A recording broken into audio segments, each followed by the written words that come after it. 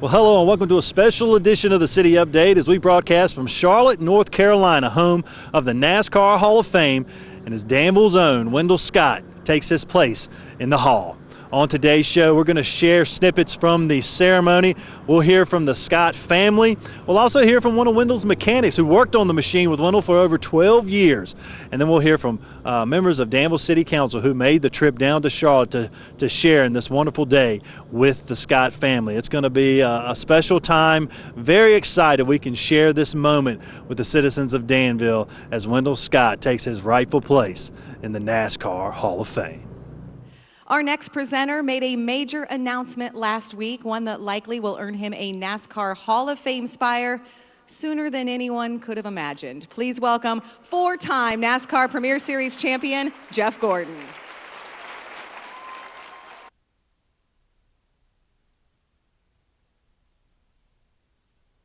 The little on a shoestring budget and a pit crew that was truly a family affair. He carved out a legendary career. His is a story of perseverance and determination in the face of unimaginable obstacles. He fought through any and all hardships, and tonight he reaches NASCAR's pinnacle. When Wendell Scott began racing, he didn't set out to make history, but that's just what he did. Wendell Scott was a bold, tactful driver filled with tenacity. He battled racing's royalty as well as the prejudice of his era. I'd say that he was one of the biggest heroes of the sport. Wendell Scott was born on August 29, 1921, in Danville, Virginia. He was a self-taught mechanic who honed his skills in the Army while serving in Europe as a soldier mechanic during World War II. He began racing in 1947 and had instant success. He won over 100 races at local area tracks, and in 1959, he won the Virginia State Championship. On March 4th, 1961, Wendell Scott made his first start in NASCAR's Premier Series at Piedmont Interstate Fairgrounds in Spartanburg, South Carolina. With his sons by his side, Wendell Scott raced against the best drivers in the world. I don't know if he ever really got to show his driving ability because his equipment was never strong enough that he could go out and run a 200-lap race wide open. I saw his car brake suspension at Charlotte one time. He pulled it behind the pit wall, got out of it, and repaired the thing by himself. He had his sons fetching tools for him. And after the race, I asked him, I said, Wendell, why did you bust your fanny like that just to get back in that race? And I'll never forget what he told me. One more position might mean the difference the next week of whether I slept in a motel or slept in my truck. That was dedication.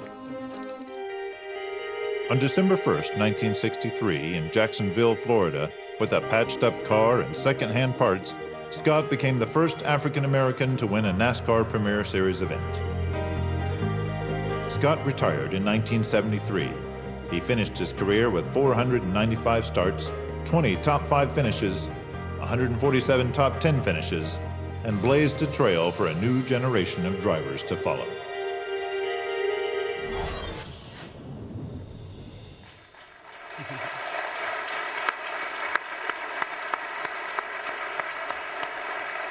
Please welcome, representing 2015 NASCAR Hall of Fame inductee Wendell Scott, his son, Franklin Scott.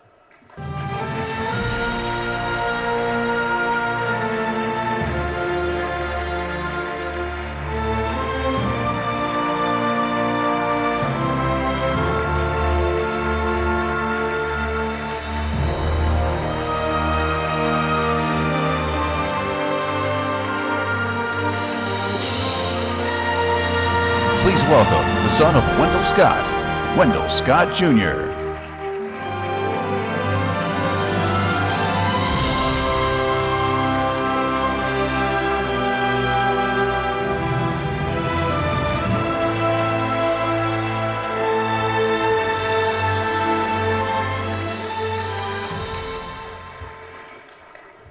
It's my honor on this 30th day of January 2015 present NASCAR's Hall of Fame and officially induct our father, Wendell Scott, into the NASCAR Hall of Fame.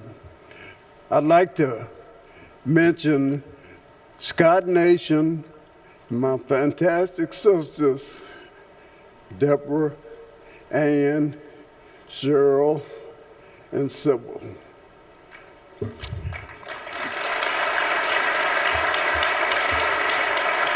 Let me give you the ring.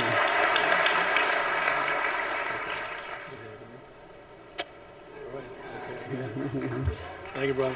Sure.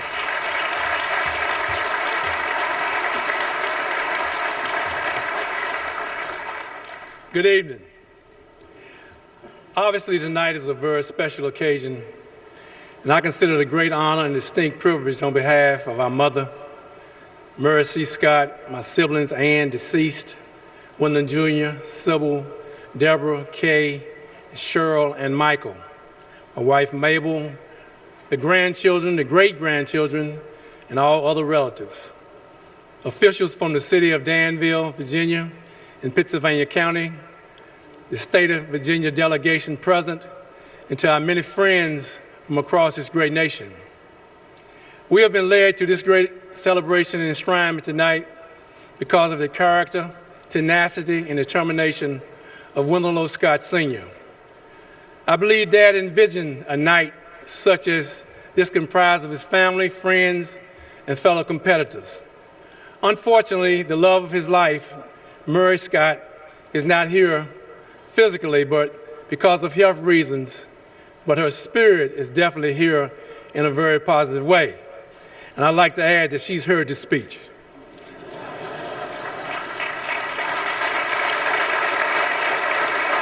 The legend of Wendell Scott depicts him as one of the great vanguards of a sport of NASCAR racing. Daddy was a man of great honor. He didn't let his circumstances define who he was. The Bible teaches that before a person can have honor, they must first have integrity and humility. In addition, another one of his great attributes was perseverance. There were two words that were forbidden for us to use growing up in the Scott household. Those words were can't and never. In spite of the many obstacles, struggles, and hardships he faced, he persevered. In what seemed to be insurmountable odds to others, Daddy considered an opportunity.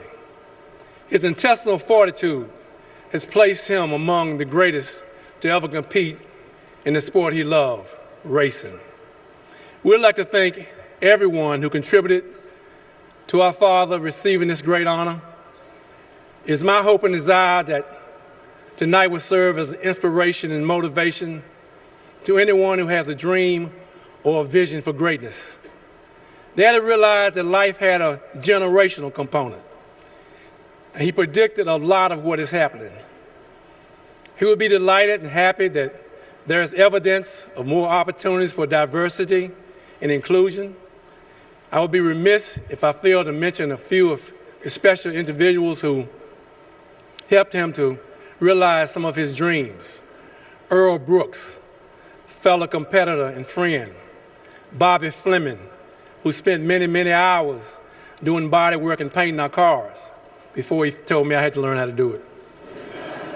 Harold Buck Drummond, Dick McCoy, Bob Neal, Carly Simpson, Howard Cook, Raymond Arnold, Alonzo Carter, Linwood Carter, Worcester Adams, and Dr. Billy Beavers. Other fellow competitors that proved to be invaluable during our Sprint Cup years were the Wood brothers, Ned Jarrett, Rex White, Holman and Moody, and Richard Petty. Drivers who got out of their race car for him to drive to help us to protect our point standing bonus money that was so important as seed money for the upcoming seasons were Earl Brooks, Jabe Thomas, Tiger Tom Pistone, and Roy Tyler. I would like to thank NASCAR for making this night possible and for the efforts they are making to improve diversity in NASCAR racing. I would also like to thank Clay Campbell and the Marshall Speedway for a great weekend last October. And words cannot describe how great and accommodating the NASCAR Hall of Fame staff has been to our family over the last few months to make this induction an occasion that will forever be embedded in our hearts and minds. To Winston, Amber, Kevin, Jewel, Karen, Buzz, and the rest of the Hall of Fame staff, thank you for all of what you've done and all of your efforts. We'd also like to congratulate other inductees being inducted into the Hall of Fame with our dad. Wendell Scott fulfilled his destiny. And now we can proudly say that he is the first African American inducted into the NASCAR Hall of Fame.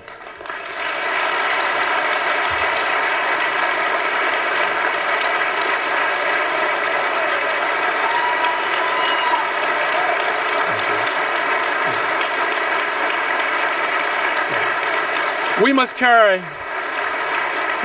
his legacy to even greater heights with the same selflessness, honor, integrity, humility, and perseverance that were his trademark. Let me conclude with a quote from Dr. Martin Luther King, Jr. And he said, "The ultimate measure of a man is not where he stands in moments of control and convenience, but where he stands in times of challenge and controversy." Wendell Scott Sr. stood the test of time. Thank you.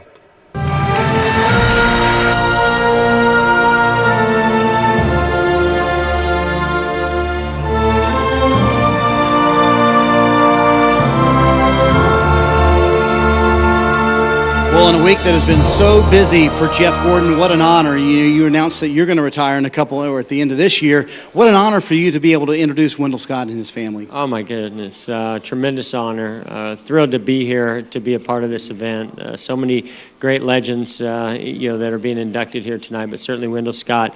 He didn't just pave the way for future race car drivers, but just for people to live out their dreams. And it was a true honor for me to be here and induct him. In 2019, they can vote this guy in the Hall of Fame. I have a feeling we may have a date right here in January of 2020 to put Jeff Gordon into the Hall of Fame, but tonight he puts Wendell Scott into the NASCAR Hall of Fame. You know, I look out there in the audience of you working people, and I see people that we've made friendships with over the years. They're very important to us. There was a time when the media thing, didn't have as much confidence in it as we do now. So like Dad and my brother shared, he shared what Daddy shared about there'll be generational changes and things will happen. They'll start to happen eventually. And we have to be prepared for them as a people. We need to know graciousness and forgiveness and temerity. One of the key things, and that's what Daddy had, because he was, I don't want to be redundant, but as I often share about, we used to go to racetracks and we've been from each coast to coast, all over the United States of America, so tired. We had to get Mommy to haul the race car. Mommy's hauled the race car, y'all, to Texas. We worked so hard, Daddy said, we got to wake Murray up. And that was his pet name for Mommy. And she would get a pack of gum and a radio station and take us on the road. So, but the point I'm trying to make is it took extreme tenacity. It took a lot of forgiveness on a lot of people's parts to get where we are today. This tonight is about winning the NASCAR Hall of Fame. And Daddy was the very one that convinced us that this would happen. When you're tired, so tired, and you got to get up, you got to go to school, first of all, because that was his rule. You got to get up, go to school, then come back to the shop, and whatever you got to do on the race car, like put the rear end in or fix some body work or whatever, you got to do that too. So he deserves to be in the Hall of Fame, and he had hopefully Hall of Fame support on the way. So that's what this means to me. Okay, well, I think that I agree with what both of my siblings have said. What they said is certainly right. You know, and he laid a foundation that I kind of thought about. You know, he broke the glass ceiling. You know, and I asked myself, and I hope that it won't be as long before another minority or will get an opportunity to be inducted into the Hall of Fame. Now, it's something that has to be earned. And as my brother said, you have to prepare for opportunities when you get them. You know, we don't believe too much in luck. We believe in blessings, but not luck. So you have to prepare for opportunities when you get them. So with Dad's attitude about life, you know, he just didn't hold grudges. He didn't hold grudges. You know, he'd forgive you if you mistreated him. He couldn't go to the track and say, well, you know, last week you cut me off or you bumped me or you did this or that, and still concentrate on what he needed to do to be successful. So I think that humility that we spoke of tonight and integrity were his trademarks. And it was stamped all over his everyday interaction with people as he traveled across this great country and dealing with people that didn't necessarily like him. I mean, one day I stopped by a bookstore and I just looked in some books, looked in the index and saw if Wendell Scott was in some of them. Some of them had him described as somebody I didn't even know. You know, first of all, he never smoked, he never drank.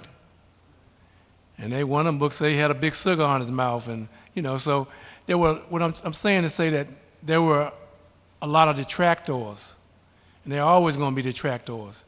But he didn't let that make him less determined to do what he intended to do, and that was race, death threats. He was poisoned.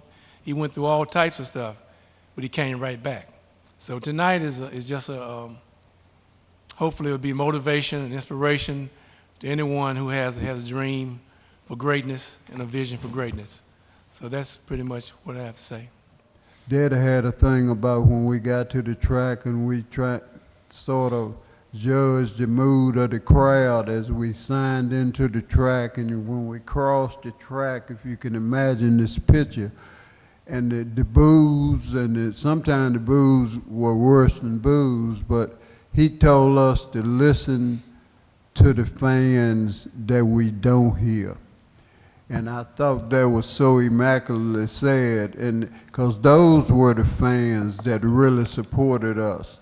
And over the years, there came to be more of them than we realized.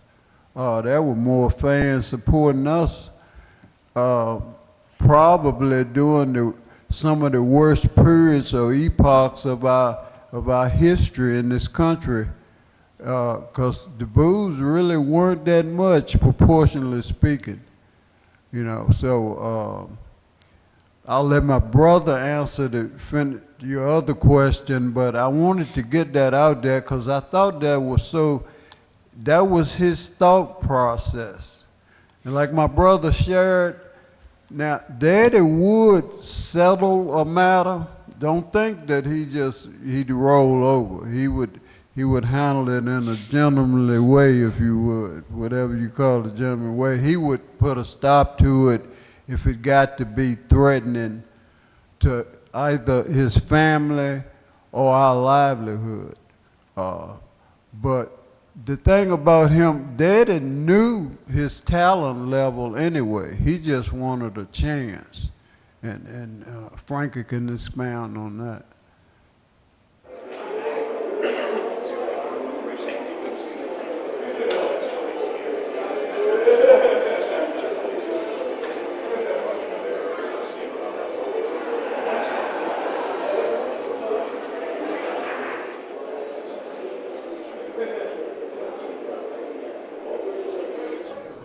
Well, joining me now, we have a very special guest joining us at the NASCAR Hall of Fame, Mr. Ray Arnold, who was the chief mechanic for Wendell Scott since 1962 to the end of his career, and he has a plethora of Wendell Scott stories. He's going to share a few with us today. Mr. Arnold, first off, I appreciate you taking the time to join us today here at the Hall of Fame. Glad to do that. I'm glad to do it. Now, you said you actually worked on the vehicle that's here on display at the NASCAR Hall of Fame, correct? Yes, I did. Tell me a little bit about the history between you and Mr. Scott. How did you meet Wendell? I met Wendell at the Spartanburg County Fairgrounds. I think it was in '62, because I had just bought a new '62 Chevy. Had a big engine in it, and he was having some problems that night at the racetrack. And I had a big 4-barrel carburetor on it. And I think I had the car probably 2 months. I took the carburetor off of my car, put on his race car. He ran, finished in the top 10. Nice. And from that time on, we just got closer and closer, and I was with him until he left us. So were you with him the day he won in Jacksonville? I wasn't. Okay. I was a teacher, school teacher. Okay. So I couldn't go but so far and get back and be ready to be at school the next day. So, but I wasn't in Jacksonville with him. Now, all those years of working with Mr. Scott, did you ever think that he would be enshrined in the NASCAR Hall of Fame? You know, I can't say that I thought he wouldn't. Yeah. But at that time, and with what was going on in the U.S., race-wise, we weren't looking that far ahead. Yeah. We were just looking to finish races when we could, and it was he and his boys, and never more than 2 to 3 people with him.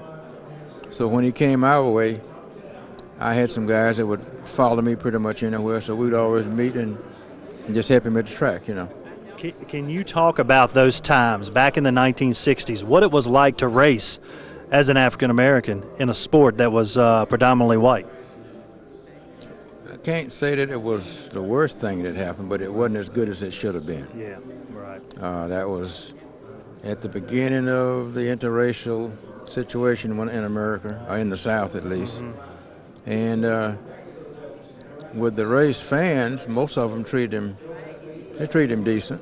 Because they knew he was a good driver, right? Good driver. Right. And he could take our inferior stuff and get good finishes out of it. Do you think he would have won more races if he could have been in a car that was backed by a major manufacturer? I'm pretty sure he could have, yes. Yeah, he was one of the better drivers in the system at the time.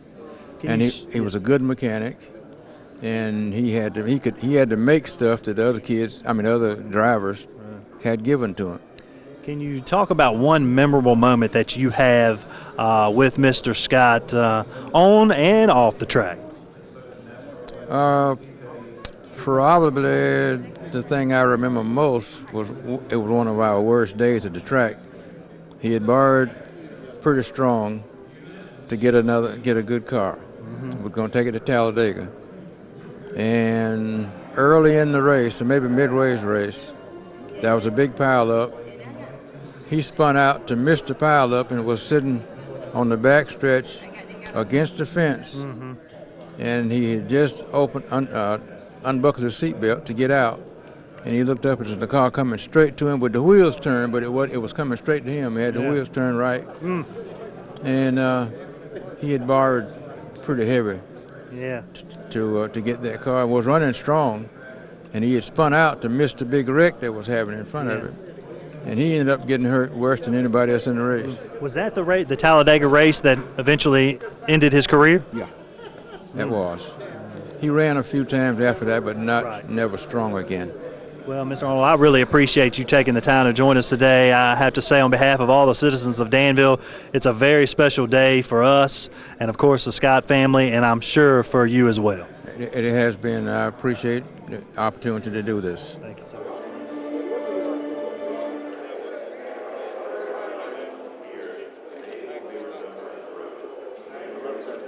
Well, joining me now, 2 council members from the city of Danville, James Bugner and Lee Vogler. And guys, I know it's been a great trip so far. We're just getting started as we just talked to the mayor and the vice mayor. We're meeting some Hall of Famers, sharing some Wendell Scott stories, but it's just a special day for the Scott family and the city of Danville. And I know both of you are excited to be here to share in that moment. Absolutely. It makes everyone from Danville so proud to come here and to hear those stories, like you mentioned, from Hall of Famers who knew him. And it's a great thing to talk about their experience with him and Danville. And, he's putting Danville on the map around the world today. And And I know, James, you have a special story. I know Wendell actually helped your family out back in the 70s. Well, it was actually in the 80s. 80s, okay. All right. We were actually driving home in an old station wagon, and we broke down on Piney Forest Road, and Mr. Scott saw us on the side of the road and pulled over and fixed our car, got it running, followed us home, and came back the next day to make sure we were okay. Just an absolutely wonderful man. You know, it's just a testament to how nice and great of a man he was. You know, he would do anything for anybody, and you know, he faced a lot of trials and tribulations, but never saw the man down, always smiling and willing to help anybody he could. Just a great man. And that's just one of the many stories we've heard since we've been here just in the first couple of hours. I know when you all were at the hotel, some stories were shared about Wendell Scott, right? From strangers that you all had no idea who they were, right? Absolutely, yeah. We were actually in the elevator going up to our room, and the gentleman was in there with us. And Telly Tucker's over there right now telling me not to tell this story, but we're in the elevator. It turned out to be Darryl Waltrip, but we were all in the elevator, and Telly looked at him and said, "Oh, do you work for Fox Sports?" And he said, I do.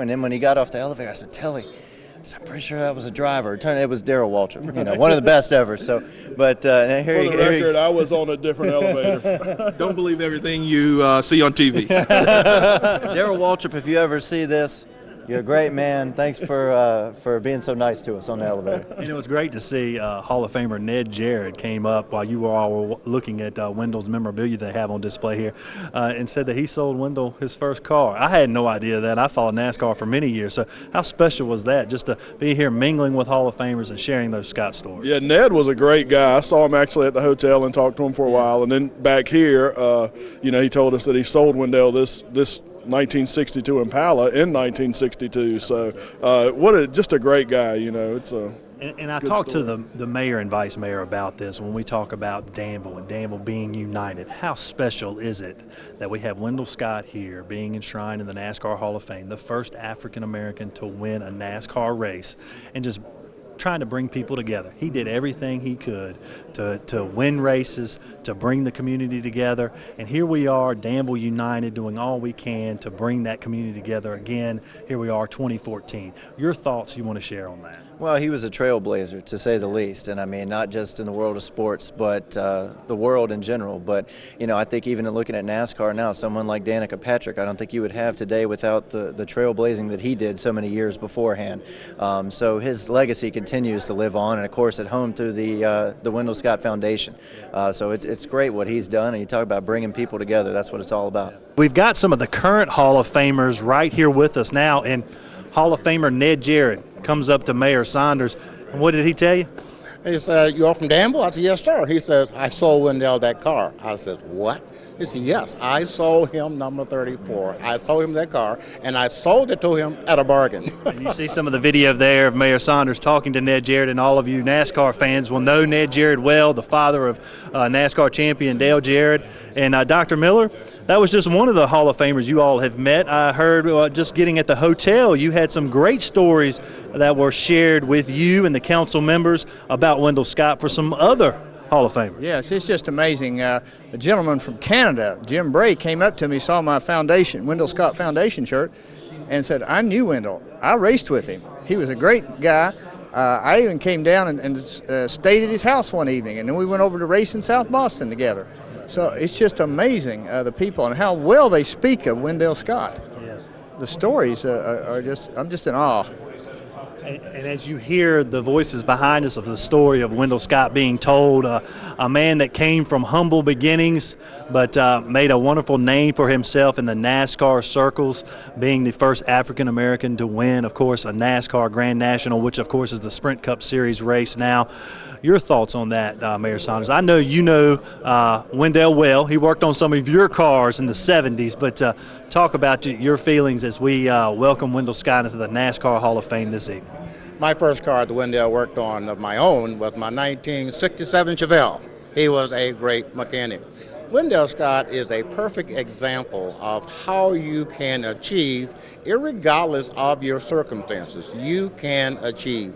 This man had determination. He never gave up. He raced for many, many years. His family supported him. They were there. and they're still supporting him. And now all of NASCAR is supporting him by recognizing his contribution to racing. But the message is, if you want to do something, and if you're determined, do it, stick with it, regardless of how long it takes, stick with it, and in time you will be rewarded. We are here today witnessing that reward. Yeah. And it's great that they've put Danville on the map, the Scott family, Wendell Scott himself. When we talk about Danville United coming together as a community, I don't think anything can speak more volume than this right here, supporting an African American in the 1960s from Danville, Virginia, and being here today, being enshrined in one of the greatest things that a NASCAR racer could have bestowed upon him, and having that done with the Danvillian.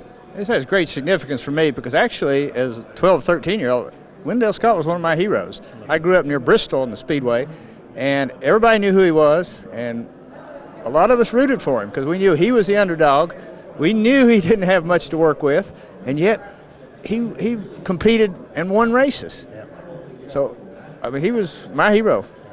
Well, gentlemen, I appreciate both of you joining us today. We've got a wonderful night ahead of us. We'll be sharing with our viewers portions of the induction ceremony when Wendell will be enshrined in the NASCAR Hall of Fame. So thank you both. Thank you, and special congratulations to the Wendell Scott family. Congratulations.